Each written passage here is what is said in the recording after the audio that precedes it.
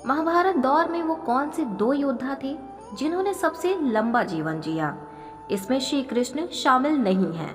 इन दोनों योद्धाओं ने 120 सालों से ऊपर की जिंदगी जी। महाभारत में दो योद्धाओं ने सबसे लंबी जिंदगी जी। इनकी जिंदगी इतनी लंबी थी कि उन्होंने अपनी जिंदगी में 3 पूरी पीढ़ियों को पैदा होते और खत्म होते देखा। चौथी पीढ़ी भी उनके सामने जवान हो रही थी। ये दोनों योद्धा महाभारत के महान योद्धा थे। इनकी लंबी जिंदगी का आखिर राज क्या था? इनका खाना पीना या कुछ और, इसमें श्री कृष्ण को शामिल नहीं किया गया है। इन्होंने 100 सालों से ऊपर की जिंदगी जी। पुख्ता तौर पर उनकी कुल उम्र क्या थी, ये हम आगे बताएंगे। लेकिन उनकी इस लंबी उम्र का रहस्य आध्यात्मिकता, दैवीय आशीर्वाद, अनुशासन, योग और खान पान से जुड़ा हुआ है। आज भी दुनिया में तमाम लोग आध्यात्मिकता, योग, खान पान और अनुशासन के जरिए 100 सालों से ऊपर का जीवन जी रहे हैं। हम आपको ये भी बताएंगे कि महाभारत में उनके अलावा अन्य खास योद्धा और पांडवों ने कितनी लंबी आयु पाई। इसीलिए इस वीडियो में अंत तक जरूर बने रहें। तो आइए पहले जान लेते हैं कि ये दो महान योद्धा कौन थे जिन्होंने उस दौर में सबसे लंबा जीवन जिया। ये थे द्रोणाचार्य और भीष्म। दोनों की उम्र 120 साल के आसपास थी। दोनों शायद और लंबा जीते अगर वो महाभारत के युद्ध में मारे नहीं गए होते।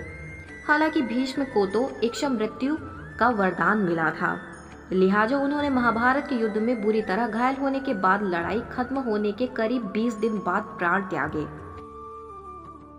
महाभारत में भीष्म और द्रोणाचार्य जैसे पात्रों की दीर्घायु के पीछे कई वजह थी, जो खास तौर पर उनके जीवन शैली से ज्यादा जुड़ी थी। द्रोणाचार्य की लंबी जिंदगी का रहस्य उनके योग, युद्ध कलाओं का अभ्यास और पवित्र शिक्षक की जिंदगी में था। भीष्म के बारे में महाभारत और शास्त्रों में ये कहा गया है कि उनकी आयु 110 से 120 सालों के बीच थी। दोनों योद्धाओं ने जिंदगी कड़े अभ्यास वाला जीवन जिया। दोनों ने अपने कर्तव्यों का पालन किया।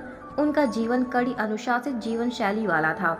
द्रोणाचार्य मार्शल आर्ट के मास्टर और एक समर्पित शिक्षक थे, जिसने उनकी शारीरिक फिटनेस और मानसिक पैनेपन में योगदान दिया।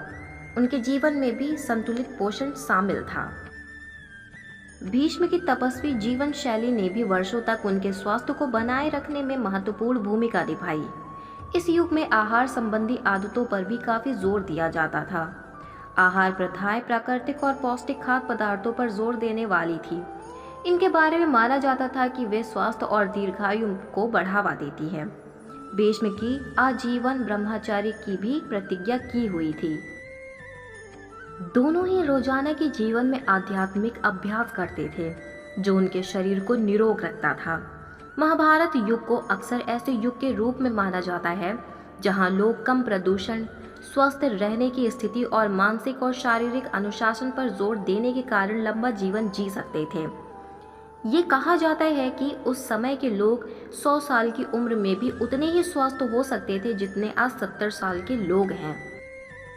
महाभारत महाकाव्य के लेखक और ऋषि व्यास के बारे में माना जाता है कि वो इससे भी अधिक समय तक जीवित रहे। उनकी उम्र शायद 130 वर्ष की थी।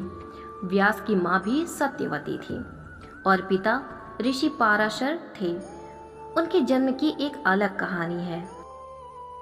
महाभारत से संबंधित जानकारी देने वाली किताबें कहती है कि भीष्म ने शायद जिंदगी सात्विक आहार का पालन किया, जिसमें ताजे फल, सब्जियां, साबुत अनाज, मेवे और घी और दूध जैसे डेयरी उत्पाद शामिल हैं।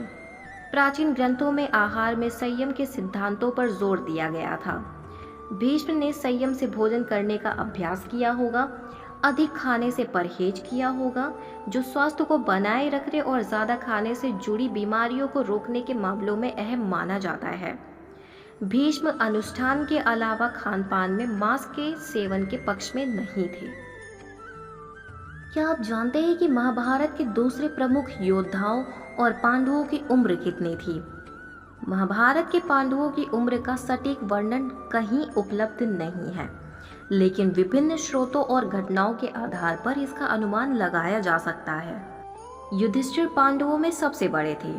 उनकी उम्र का अनुमान लगभग 90 से 100 वर्ष तक का लगाया गया है। युधिष्ठिर के बाद भीम की उम्र थी। उनकी उम्र युधिष्ठिर से 1 से 2 वर्ष कम मानी जाती है। अर्जुन पांडवों में तीसरे नंबर पर थे। वह युधिष्ठिर से लगभग 3 से 4 साल छोटे हो सकते हैं। नकुल और सहदेव जुड़वा थे। दोनों अर्जुन से करीब 10 से 15 वर्ष छोटे थे। महाभारत युद्ध के समय युधिष्ठिर की उम्र लगभग 70 से 75 वर्ष मानी जाती है। ये माना जाता है कि कुरुक्षेत्र युद्ध के बाद पांडवों ने 36 वर्षों तक हस्तिनापुर पर शासन किया। उसके बाद सब कुछ छोड़कर स्वर्ग जाने का फैसला किया। धृतराष्ट्र का जन्म महाराज विचित्रवीर की मृत्यु के बाद महर्षि वेदव्यास के द्वारा नियोग प्रक्रिया से हुआ। वह पांडु और विदुर के बड़े भाई थे। महाभारत युद्ध के समय धृतराष्ट्र की आयु करीब 90 से 100 वर्ष मानी जाती है। ये बात इस तथ्य पर आधारित है कि दुर्योधन और उनके भाई बहनों की उम्र युद्ध के समय लगभग 50 से 60 वर्ष थी। महाभारत युद्ध के बाद धृतराष्ट्र, गांधारी और कुंती ने 15 वर्ष तक हस्तिनापुर में निवास किया। फिर वो वनवास पर चले गए। फिर करीब 2 से 3 वर्षों के बाद जंगल में एक अग्निकांड में उनकी मृत्यु हो गई। तो अब यह वीडियो यहीं समाप्त होती है। उम्मीद है आप सभी को यह वीडियो पसंद आई होगी। वैसे अगर हमारी वीडियो से जुड़े आपके कुछ सवाल हैं तो आप हमें नीचे दिए गए कमेंट बॉक्स में बताएं। हम आप तक सही जानकारी पहुंचाने का प्रयास करते रहेंगे। वीडियो को लाइक और शेयर ज़रूर करें और ऐसी ही वीडियोस के लिए हमारे चैनल को ज़रूर सब्सक्राइब करें। अब मिलते हैं किसी नई जानकारी के साथ, तब तक के लिए राधे राधे।